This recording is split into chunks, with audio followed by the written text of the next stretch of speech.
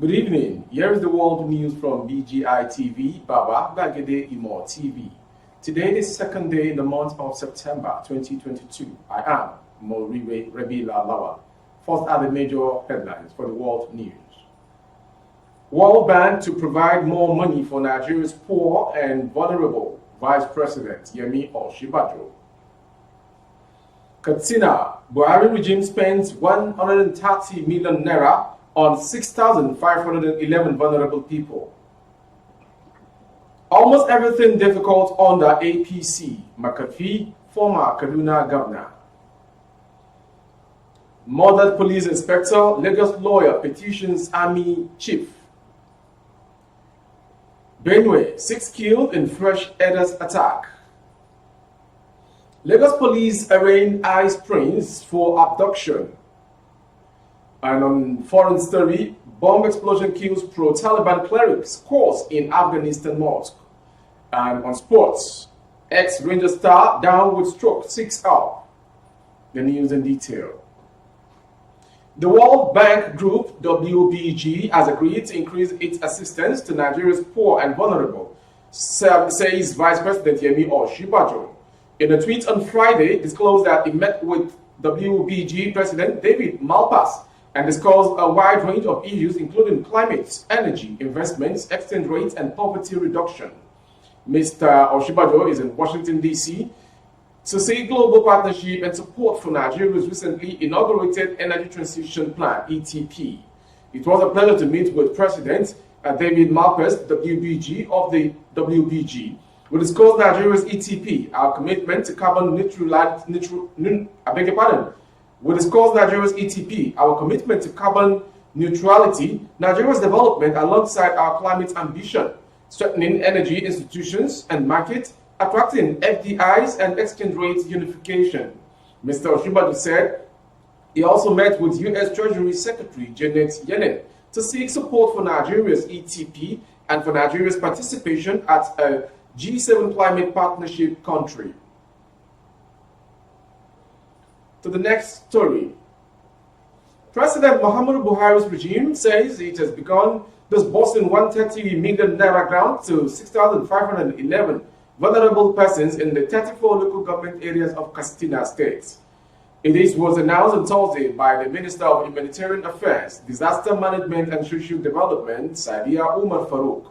Ms. Farouk said beneficiaries were selected through the Grant for Vulnerable Groups GVG program of the regime. GVG was first introduced in 2020 as grants for rural women to sustain the social inclusion agenda of President Muhammadu Buhari's administration for the poor and the vulnerable. The project is consistent with the President's agenda of lifting 100 million Nigerians out of poverty in 10 years, the minister explained.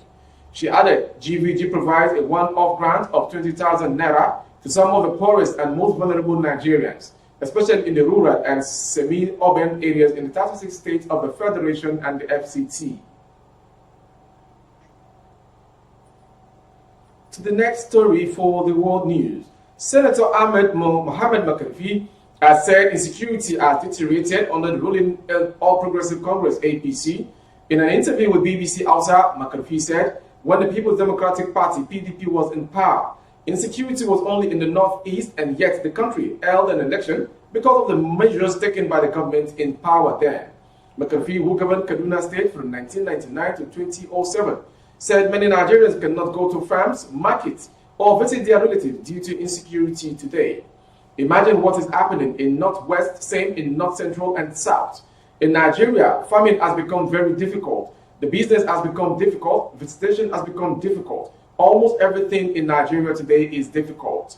According to him, if Nigerians give PDP another chance, the party will provide very strong leadership that will confront and address the problems Nigerians are currently facing.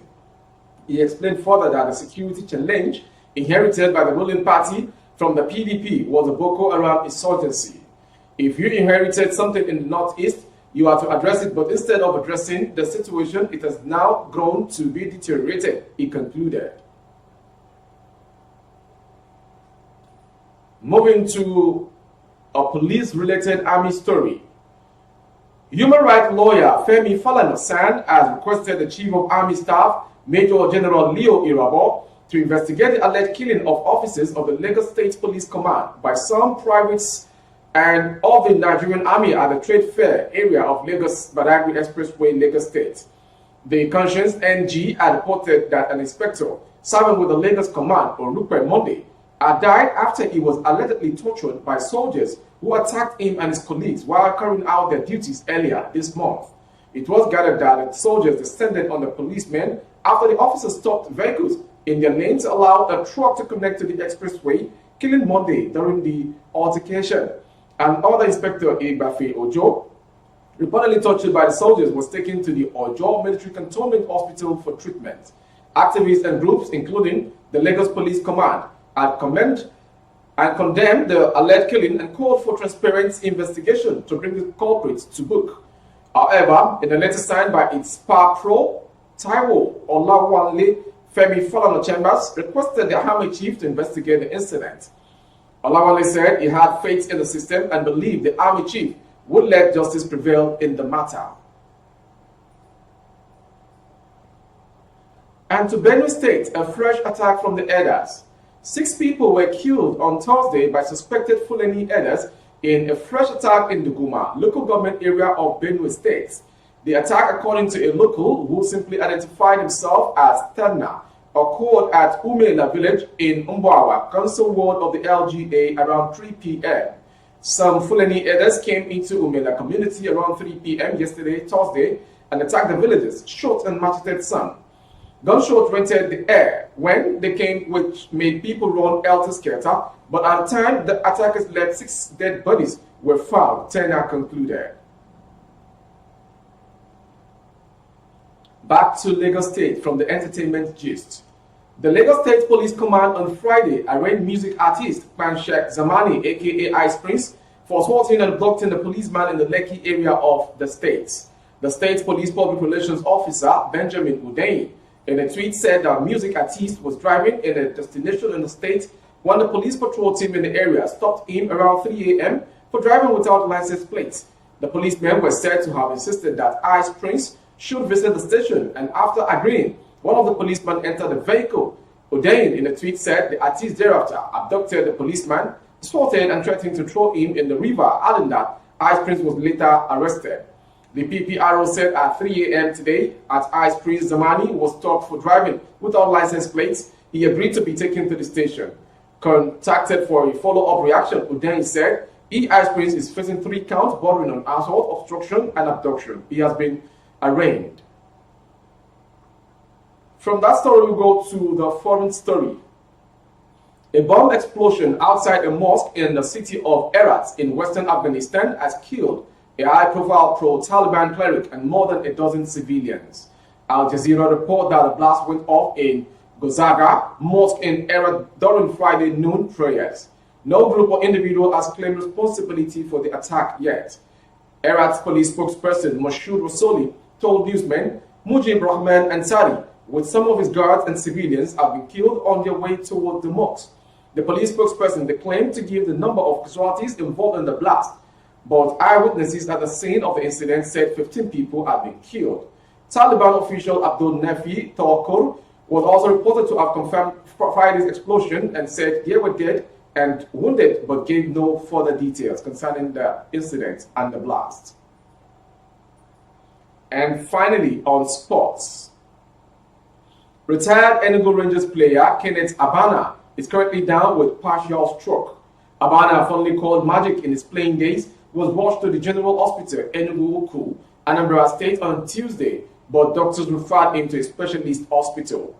According to sources, Abana was rushed to the specialist hospital by his family members when his condition worsened. The 73-year-old had been bedridden as a result of acute arthritis and confined to a wheelchair for over 2 years now, seeking government support. When some journalists visited the private hospital where the ex-footballer was receiving treatment on Thursday, he was unable to speak, but his wife, Gertrude, who was with him at the hospital, said his condition relapsed after he had his breakfast and taken his drugs on Tuesday. She explained that her husband had undergone a series of tests which revealed it was a case of stroke. A neurosurgeon at the hospital, Uche Okafor, confirmed that Abana was hit by partial stroke. That concludes the world news from BGI TV. Before we go, some major headlines. World Bank to provide more money for Nigeria's poor and vulnerable, says Vice President Yemi Osinbajo. Katsina, Buhari regime spent $130 million on 6,511 vulnerable people, Minister. Almost everything difficult under APC, former Kaduna State Governor McAfee. And on sports, ex-Ranger star down with stroke, 6L. For more stories on YouTube, our handle is Baba Bagede Imo TV. Kindly subscribe and click on the notification bell. Select option all to access our broadcast. On Facebook, Bagede Imo with Alawiye Adebayo. Please like and follow the page. On Instagram, Bagede Imo _22 for advertisement of your goods and services, coverage of events and function. Please dial the phone number streaming on your screen for advert placements only. I am Maurire Rebila Lawa. Good evening. Oh, na, na, na. If you want to know what's going on in city, or you want to listen to the latest news and gist, no stress, oh, just tune to BGI TV. BGI TV, you're one in a million.